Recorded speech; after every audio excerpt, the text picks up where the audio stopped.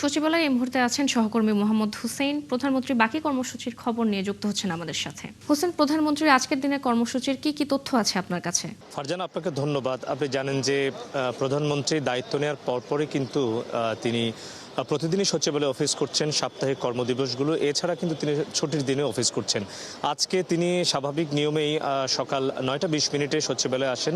এরপরে কিন্তু টেলিনর গ্রুপের প্রধান নির্বাহী কর্মকর্তার সাথে একটি বৈঠক হয়। সেই বৈঠকে টেলিযোগাযোগ খাত নিয়ে তার প্রধানমন্ত্রীর সঙ্গে আলাপ হয়েছে। যদিও এই বিষয়ে বাইরে বেরিয়ে এসে কেউ কথা বলেননি। এর পরপরে কিন্তু প্রধানমন্ত্রী এনজিও ব্যুরো কর্মকর্তাদের সাথে এনজিও কার্যক্রম নিয়ে একটি বৈঠক হয়। এর পরবর্তীতে পররাষ্ট্র উপদেষ্টা এবং পররাষ্ট্রমন্ত্রীর সাথে একটি বৈঠক হওয়ার কথা ছিল। সেই বৈঠকটি হয়েছে এবং প্রধানমন্ত্রীর যিনি পররাষ্ট্র উপদেষ্টা রয়েছেন হুমায়ুন কবির, তিনি বেরিয়ে এসে আমাদের সঙ্গে কথা বলেছেন। আমরা বেশ কিছু বিষয়ে তার কাছ থেকে তাকে প্রশ্ন করেছিলাম, বিশেষ করে তাদের যে ভারত সফর, সেই সফর নিয়ে তিনি যেমনটা জানিয়েছেন যে আগামী সপ্তাহের মধ্যে চিকিৎসা এবং ব্যবসায়ীদের জন্য যে ভিসা, সেই ভিসা ভারত খুলে দিতে সম্মত হয়েছে। এছাড়া সাবেক প্রধানমন্ত্রী শেখ হাসিনাকে দেশে ফিরিয়ে এনে বিচারের মুখোমুখি করার ব্যাপারেও আমরা প্রশ্ন করেছিলাম। তিনি যেমনটা জানালেন যে এই বিষয়ে ভারতের যে পররাষ্ট্রমন্ত্রী এস জয়শঙ্কর, তার সাথে আলাপ হয়েছে। এছাড়া হাদির হত্যাকারীদের দেশে ফিরিয়ে আনার ব্যাপারেও কিন্তু তাদের সাথে আলাপ হয়েছে। সব মিলিয়ে বলা যায় যে এবং আজকের দিনে সবথেকে বেশি গুরুত্বপূর্ণ যে মিটিংটি রয়েছে, সেই মিটিংটি হচ্ছে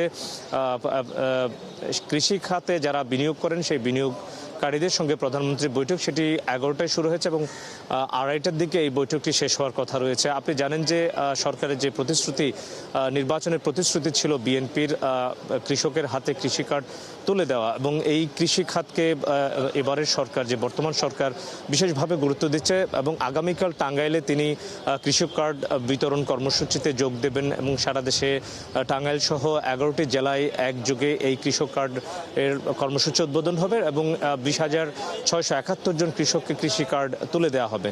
ফলে এই যে কৃষি খাতে যারা বিনিয়োগ করবেন, তাদের সাথে কৃষি খাতকে কিভাবে এগিয়ে নেওয়া যায়, কৃষি খাতে কিভাবে উন্নতি সাধন করা যায়, সেই সব বিষয়ে কিন্তু প্রধানমন্ত্রীর সঙ্গে এই বিনিয়োগকারীদের এই বৈঠক শেষে এসে কেউ কথা বলে নিশ্চয় আপনার মাধ্যমে জানাতে পারবো। এবং সবশেষ দিনের যে মিটিংটি রয়েছে সেনা প্রধানের সঙ্গে বিকেল 5:30টার দিকে সেই বৈঠকটি শেষ হবার কথা রয়েছে।